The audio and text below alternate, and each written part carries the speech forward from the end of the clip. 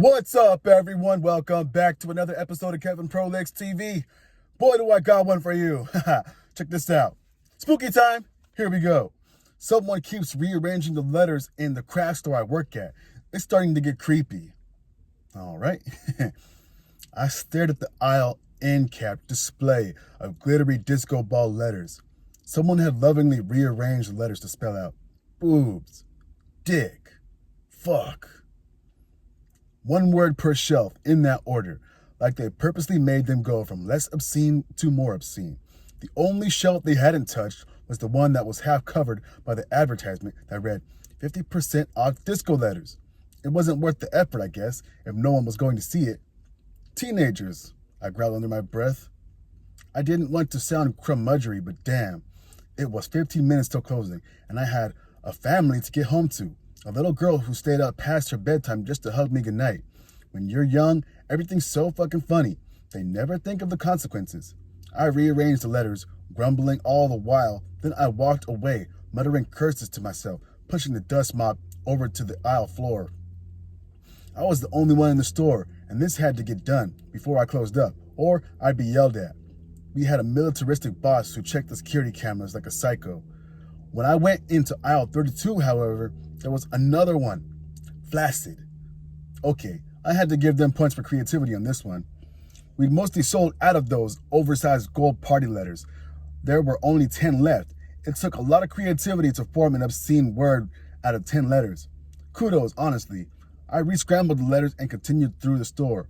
When I got to aisle 44, however, where we keep the wooden paintables like birdhouses and the like, someone had rearranged the wooden letters into words. Just one word. Not obscene. Help. I froze, staring at the letters. Well, that was disconcerting. That had to be another joke, right? Trying to give someone a scare. Well, they succeeded. I glanced around the store and even crouched to check the space under the aisle shelves. No one was there, of course. I stood back up and continued pushing the dust mop. 9:03. Fuck! I had to hurry up and close. I went on mopping through the aisles as quickly as I could. When I got to the baking aisle and my eyes fell on the cookie cutter letters, I knew there was going to be another word or message waiting. And there was the cookie cutters had been balanced upright, reading, watching you. All the blood drained out of my face. Shut up, I told myself, pushing the mop faster. It's just a bunch of teenagers trying to scare people. Obscenities and creepy messages. This screams of 14-year-old boys who watched a horror movie once. Except, what if it was two different people? The thought lingered in my brain. It was a Friday, one of the busiest days. Close to 100 people had probably been in the store over the whole day. I hadn't been in the baking aisle since yesterday's cleaning. What if these messages are real? What if someone is watching you? I thought of one of our regulars, a guy in his 60s, white hair, roving eyes, thin frame. I always thought it was a little weird that he came in so often. I mean, I think it's amazing when guys craft, but he just stuck out like a sore thumb among the older ladies and families, especially because he seemed to buy such varied stuff. Clay one day and paint by numbers the next, rather than sticking to one niche hobby. What if he'd been coming here so often because of me? He was always overly friendly. His gaze lingered sometimes glancing down. I ran to the storage closet and threw the dust mop in. Got my keys and purse, headed towards the front door to lock up. But as I hurried down the aisle, something caught my eye. I turned. The disco ball letters. They'd been rearranged. Instead of obscenities of random gibberish, they now read, better run. Time seemed to stop. My heart dropped to the ground. Someone else is in the store. I glanced around, just in time to see a shape dart behind the aisle.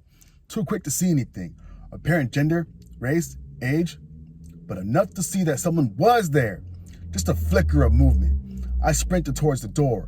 I didn't even bother looking up as I ran out to my car. My footsteps pounded on the pavement. Something collided with me from the side. I fell to the ground, hard. The asphalt scraped against my cheek. I scrambled up to see a figure standing over me, silhouetted by the red glow of the All for Craft sign. It was a man, but younger than the guy I was thinking of, someone I vaguely recognized who'd been in the store at some point, but I couldn't quite place. "Got you," he growled, his throat gravelly. I scrambled up, stood there, frozen, staring at him, locked in a stalemate. Then I dashed around the other side of the car, dove in, and hit the locks. His palms hit the glass the instant the locks clicked. He tried the handle over and over again. "Hey!" he shouted. I climbed over the center console, got in the driver's seat, and reversed out of there as soon as I could, not bothering to look if I ran any part of him over. I drove and drove, not even glancing in the rearview mirror until I got home. My husband called the police as I hugged my little girl, who was still waiting up for me, imagining how long she would have waited if I never came home. Woo! Hey, buddy, that was a good one. I don't know. I like that. Anyway, this has been another episode of Kevin Prolix TV. If you like these episodes like this, make sure you comment down below and leave me your thoughts. Anyway,